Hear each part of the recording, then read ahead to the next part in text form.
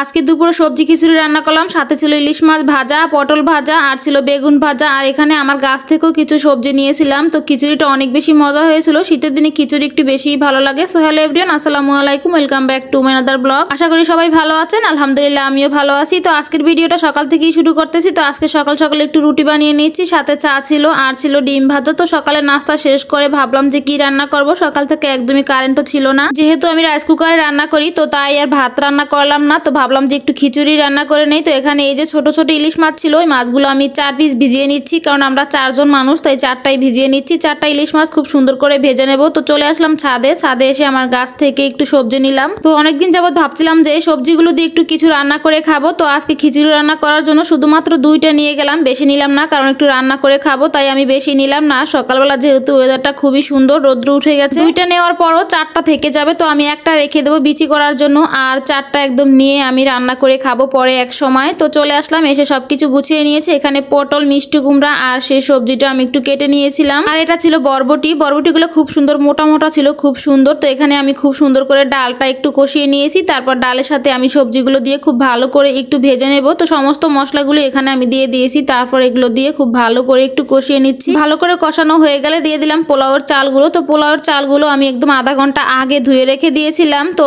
ধুয়ে রেখে দিয়ে তারপর ডালগুলো খুব ভালো করে আগে একটু কষিয়ে নিয়েছিলাম, কারণ ডালটা যেহেতু মুগ ডাল দিয়েছি, মুগ ডালটা খুব সহজে সেদ্ধ হয় না, তাই আগে একটু কষিয়ে তারপর আমি এখানে চালটা দিয়ে ভালো করে একটু ভেজে নিয়েছি। এখন ভেজে নেওয়া চালের সাথে আমি পরিমাণ মতো গরম পানি দিয়ে দিলাম। যতটা পরিমাণ চাল নিয়েছি তার ডাবল পানি দিয়েছি। এখন অল্প আঁচ দিয়ে কিছুক্ষণ রান্না করে নিয়ে তারপর ঢাকনা দিয়ে কিছুক্ষণ দমে রেখে দিলাম। এখন একটু উল্টে দিয়ে তারপর আরো কিছুক্ষণ দমে রেখে দেবো। ঢাকনা দিয়ে রেখে দিয়ে তারপর এদিকে মাছগুলো খুব সুন্দর করে কেটে আমি লবণ আর হলুদ মরিচের গুঁড়া দিয়ে খুব ভালো করে একটু মেখে নিয়েছি। সাথে পটল আর বেগুনটা লবণ হলুদ দিয়ে খুব ভালো করে মেখে নিয়েছি। এখন সরিষার তেলে খুব ভালো করে সবগুলো মাছ আর পটল বেগুন ভেজে নেব। যে কোনো খিচুড়ির সাথে কিন্তু ইলিশ মাছ ভাজা, বেগুন, পটল এইসব জিনিস দিয়ে খেতে কিন্তু অনেক বেশি ভালো লাগে। আর যেহেতু শীতের সিজন, এখন তো খিচুড়ি আরো বেশি ভালো লাগে অনেক পদের সবজি দিয়ে রান্না করলে। তো আমার বাসায় খুব একটা সবজি ছিল না, যাই ছিল আমি সেগুলো দিয়ে রান্নাটা করে নিলাম। তো খিচুড়িটা আমার অনেক বেশি পছন্দ, আমার বাসার সবাই খিচুড়ি অনেক বেশি পছন্দ করে। আগে একটু বেশি খাওয়া হতো, এখন খুব কম খাই, আর আজকেও একটু বানিয়ে নিলাম। তো যাই হোক, এদিকে আমার ভাজা হয়ে গেছে বেগুন আর পটলটা ভাজা হয়ে গেছে। ইলিশ মাছটা আমি